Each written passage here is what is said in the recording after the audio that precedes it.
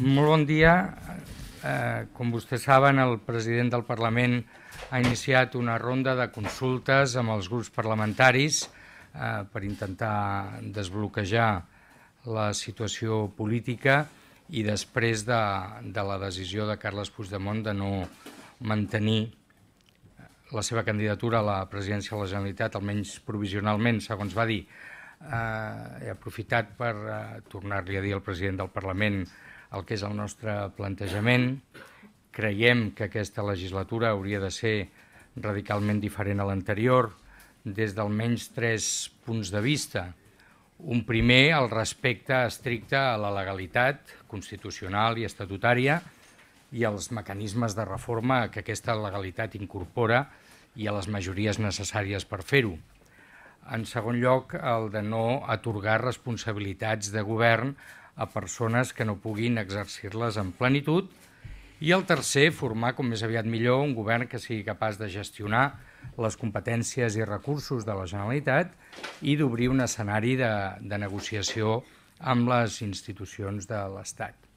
Des d'aquest punt de vista, m'he adelantat a dir al president del Parlament que nosaltres no veiem viable, des del punt de vista d'aquesta capacitat de desenvolupar en plenitud les funcions, una eventual candidatura de Jordi Sánchez, des del ple respecte envers la persona i envers la presumpció d'innocència, però nosaltres creiem que en la seva situació actual no podria desenvolupar les funcions que requereix l'exercici de la presidència de la Generalitat. I volem remarcar el que ens sembla un dels factors que expliquen l'actual bloqueig, que és les divisions internes dins de la majoria o bloc independentista. És obvi que no estan d'acord.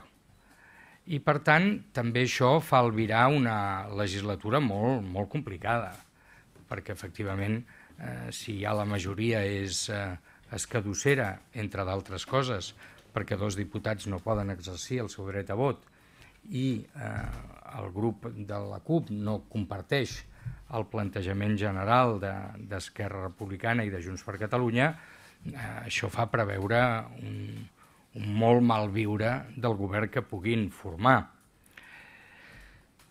Nosaltres creiem que la CUP té un plantejament que no compartim, però que no deixa de tenir alguns arguments sòlids a tenir presents. I és veritat, aquesta legislatura es planteja amb una disjuntiva. O s'aposta per la República de Brussel·les o per la realitat de Catalunya.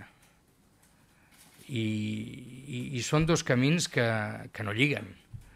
O s'intenta la continuïtat de la legislatura anterior o es planteja una nova legislatura sobre bases ben diferents. I això és el que haurien d'aclarir les forces polítiques que pretenguin governar. I si no estan d'acord amb això, difícilment podran governar. I nosaltres no cal dir que estem per el reconeixement de la realitat, tocar de peus a terra, amb els horitzons tan llargs com es vulguin, però creiem que l'acceptació del marc legal i institucional actual és imprescindible per qualsevol obra de govern que mereixi aquest nom. I poso a la seva disposició per comentar allò que tinguin per convenient. Sí, aquí tenia... Aquí darrere. Ah, perdó. Aquí darrere. Perdó. No sé si... Sí, no, fes. No... Bueno, si vols tu mateix, si no ja tiro. Sobre les paraules de Joan Tardà al periòdic on es tenia a la mà el seu partit a configurar noves majories polítiques, no sé què li semblen. Miri, a mi tot el que és un debat públic, obert i respectuós sempre ens sembla bé. I després de veure la llau de crítiques que ha rebut en Joan Tardà per un plantejament d'obertura, doncs més aviat la primera reacció és d'acollir amb interès el que diu. Però també és veritat que el debat polític obert necessari no són uns jocs florals. I Esquerra Republicana amb això també ha de decidir si el seu és el camí de la República de Brussel·les o el camí de la realitat de Catalunya. En funció de quina sigui la tria, de quina opció es prengui en aquesta disjuntiva, les col·laboracions són possibles o no ho són. I per tant, jo crec que Esquerra també haurà de, en el seu moment, decidir. Jo comprenc que pels que han anat amb una campanya electoral, amb un plantejament ben definit i que han tret un bon resultat, que els habilita a governar, ha de ser difícil explicar ara com algunes de les coses que deien senzillament no són possibles o fins i tot poden no ser positives pel país. I això necessita d'un procés de reflexió, de maduració, si és que pensen que és així. Però és que si no pensen que és així, llavors no té cap sentit cercar el grup Socialistes i Units per Avançar en aquest esforç, perquè nosaltres veiem la legislatura com la veiem i aquí sí que no hi ha mitges tintes, diríem.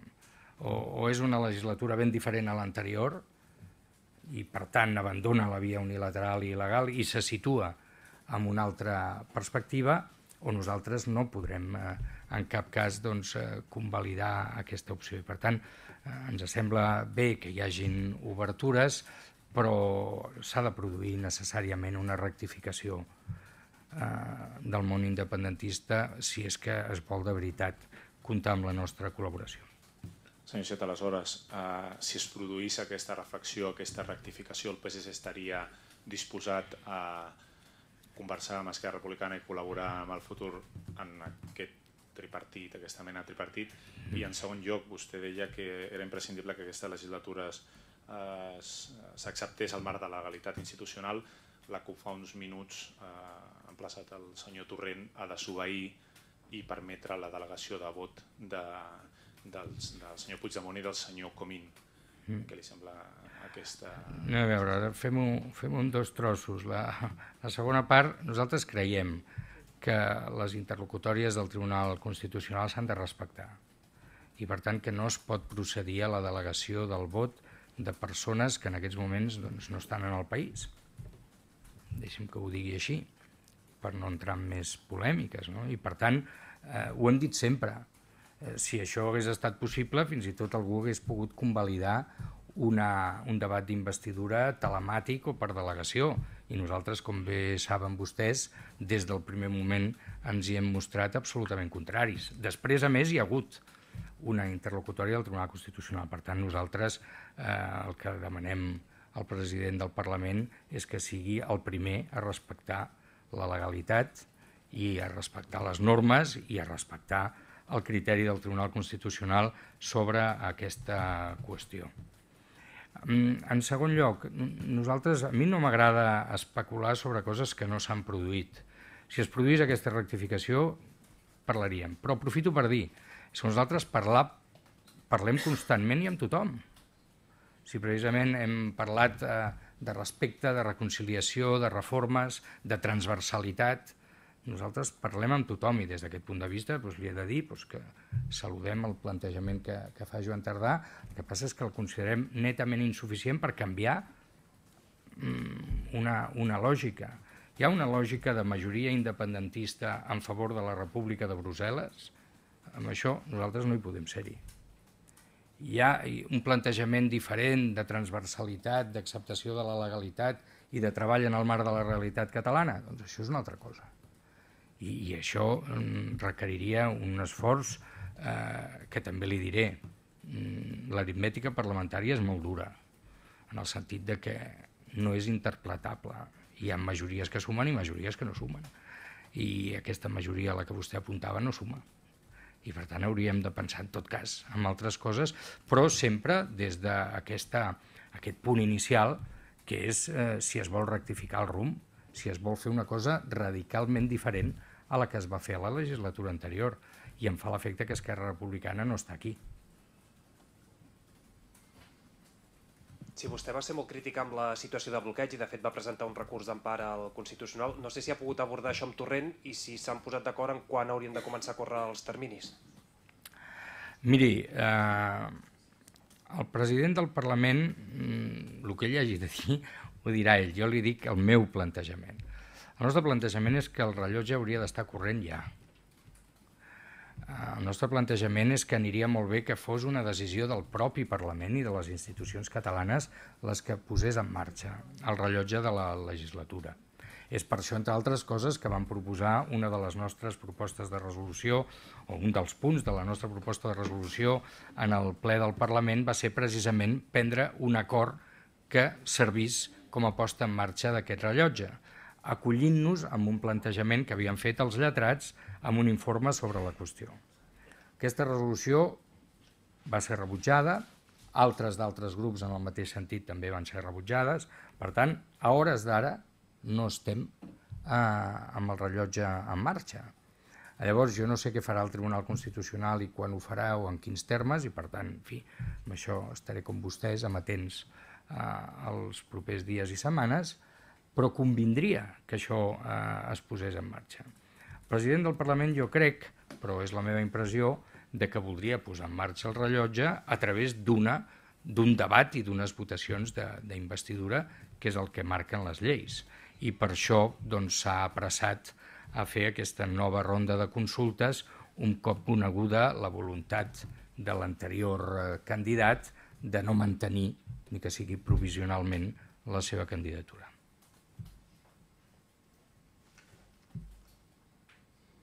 Sí. Entenc, doncs, que diu que creu que després d'aquesta ronda de contactes, encara que el president constati que potser Sánchez no té aquesta majoria, es podria convocar un ple d'investidura per iniciar aquest desbloqueig? Sí, és evident. Vaja, no vull establir una comparació, però perquè tothom ens entengui, això és el que va passar amb la legislatura espanyola, en la qual es va presentar la candidatura de Pedro Sánchez. Ell no tenia garantit que sortiria president i després, efectivament, a més, no va ser elegit president.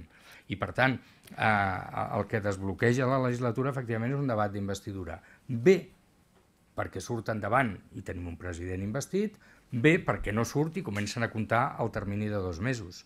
I jo crec que el president està pensant, el president del Parlament, està pensant només en aquesta lògica.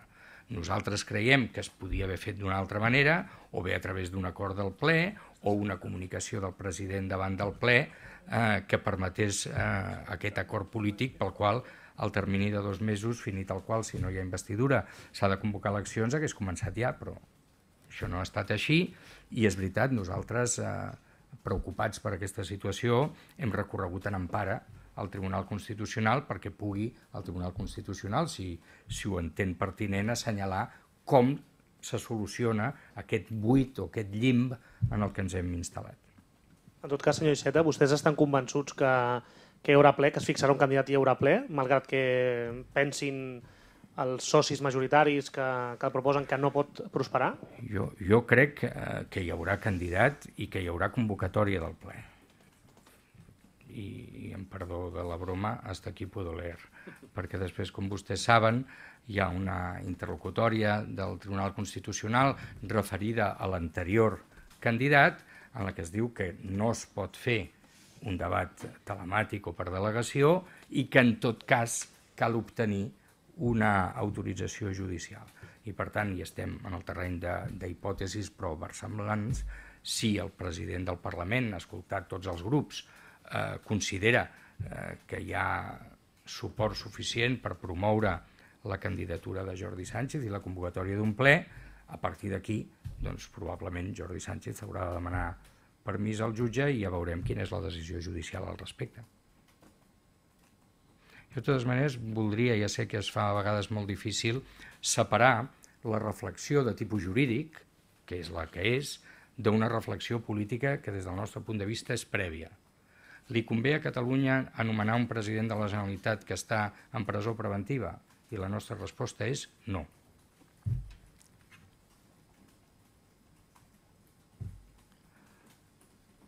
Molt bé, moltíssimes gràcies. Necessitem... Estem al castellà, sí. Sí. Empezando por esto último que comentaba, que no pueden permitir. Vamos a ver. Si os parece, hago la introducción y luego me preguntáis. Acabo de reunirme con el presidente del Parlamento, que ha abierto una ronda de consultas para promover un candidato a la presidencia de la Generalitat. le he dicho en nombre de nuestro grupo, Socialistas y Units per Avançar, al presidente nuestro criterio. Nuestro criterio es que esta legislatura ha de ser radicalmente distinta a la anterior. Es una legislatura que ha de estar presidida por el respeto a la legalidad constitucional y estatutaria, a los mecanismos de reforma que incorpora y a las mayorías necesarias para hacerlo. En segundo lugar, que no conviene proponer a personas que no puedan desarrollar en plenitud sus responsabilidades. Y, en tercer lugar, que nos conviene cuanto antes tener un gobierno estable, capaz de gestionar las competencias y recursos de la Generalitat y capaz de abrir un escenario de diálogo con las instituciones del Estado. El presidente del Parlament ha abierto esta ronda porque Carles Puigdemont ha renunciado provisionalmente a su candidatura y está buscando si hay el apoyo suficiente a otra persona para poder convocar un pleno en el que discutir sobre ese candidato o candidata a la investidura. Parece que en la mayoría independentista no hay un acuerdo suficiente al respecto y nosotros consideramos, pese a no compartir con la CUP planteamiento político, que lo que dicen no deja de tener una argumentación sólida. Estamos frente a una disyuntiva. En esta legislatura se trata de apuntalar la República de Bruselas o se trata de defender la realidad de Cataluña. Y son dos planteamientos absolutamente distintos, contrapuestos, contradictorios. Si se está en uno, no se está en otro. Y nosotros creemos, precisamente nuestros criterios apuntan en una dirección muy clara, que no es la de construir la república que ni llegó a nacer, sino gestionar con inteligencia y con eficacia los recursos de la Generalitat y buscar escenarios de negociación con las instituciones del Estado. Si los tres grupos independentistas no están de acuerdo en cuál de los dos caminos utilizar, realmente es muy difícil pensar que puedan proporcionar la estabilidad suficiente a una acción de gobierno que merezca ese nombre. Lo que decía, que no puede ser un presidente que esté en prisión preventiva. Bueno, nosotros hemos dicho, aquí hay toda una discusión cuando se intentó la investidura de Carles Puigdemont, el Tribunal Constitucional hizo una interlocutoria en la que descartaba absolutamente las investiduras telemáticas a distancia o por delegación. Apuntaba además el Tribunal Constitucional que las personas en una situación de prisión preventiva o, digamos, que no se hubieran presentado ante el juez, tenían que obtener el permiso judicial correspondiente. Por lo tanto, y estamos en una hipótesis, en fin, con una cierta verosimilitud, si hay apoyos suficientes a un eventual debate de investidura de Jordi Sánchez, pues Jordi Sánchez deberá dirigirse al juez para pedirle permiso para comparecer ante la Cámara y presentar su programa. Nosotros lo que intentamos es diferenciar lo que es una discusión jurídica y una decisión judicial, que en todo caso, y si llega ese momento, deberá tomar el juez, de una discusión de tipo político. Y nosotros hacemos una pregunta muy sencilla. ¿Le conviene a Cataluña nombrar a un presidente en prisión preventiva? Y nuestra respuesta es clara, no. Por lo tanto, nosotros no propondríamos y no aprobaríamos una candidatura de una persona que no va a poder desarrollar en plenitud las funciones de presidente de la Generalitat. Sobre Tardá, ese artículo de Tardá que decía que es insuficiente. Bueno, nosotros la verdad es que el debate público, cuando se expresa desde la sinceridad y con transparencia, nos parece muy bien, pero me remito a lo que antes les decía. Hay que tomar una decisión previa. ¿Qué se quiere de esta legislatura? Si se está en la construcción de una república imaginaria o virtual, o si se está en otro plano político. Y por lo tanto, nosotros solo podemos entrar a considerar colaboraciones de diverso tipo siempre que se respete la legalidad, no se nombren personas que no puedan desarrollar sus funciones y se quiera un gobierno estable, capaz de gestionar y capaz de abrir una negociación con las instituciones del Estado. Y ese es un planteamiento muy distinto al que se está haciendo al menos hasta ahora. Desde este punto de vista es verdad que lo que plantea la CUP tiene su valor y su sentido. O se está una cosa o se está la otra. y Esquerra Republicana tarde o temprano deberá decidir en cuál de estos dos planos se sitúa y cuál es la orientación que quieren darle a esta legislatura que todavía objetivamente no hemos sido capaces de iniciar. Luego, sobre si que deleguen o no el voto, pedía al presidente del Parlamento que cumpla con la ley. Sí, bueno, la verdad es que casi como decimos muy en catalán, me sabe mal tener que pedir que se cumpla la ley, pero es que eso es un requisito previo, ¿no? Yo creo de todas maneras que hay que decir que el presidente del Parlamento, cuando suspendió el anterior pleno de investidura, estaba acatando lo que el Tribunal Constitucional había indicado. Por lo tanto, no tengo ningún motivo para dudar que seguirá haciéndolo. No se puede producir una delegación de voto de gente que no está ahora en nuestro país. Sí se ha podido, y así el juez lo indicó, con las personas que están en prisión preventiva, pero no con quienes han decidido no comparecer ante la justicia. Y lo último, decía que cree que habrá candidato, que habrá pleno de investidura fallido para que corra el reloj, y ponía el ejemplo de Pedro Sánchez de la investidura. Sí, pero yo no he dicho eso. Yo creo que habrá candidato y convocatoria de pleno. Si se celebrará el pleno o no, ahí no me atrevo a especular, porque eso dependerá de una decisión judicial si el candidato propuesto es efectivamente Jordi Sánchez. Por lo tanto, yo creo que acabada esta ronda, el presidente del Parlamento va a proponer un candidato y va a fijar una fecha para el pleno, pero eso no necesariamente asegura que ese pleno vaya a celebrarse. Pero correrá los plazos. No. Vamos a ver, en esto debo explicarme mal, porque para que corran los plazos la ley es muy estricta, se ha de haber producido la votación de una primera investidura.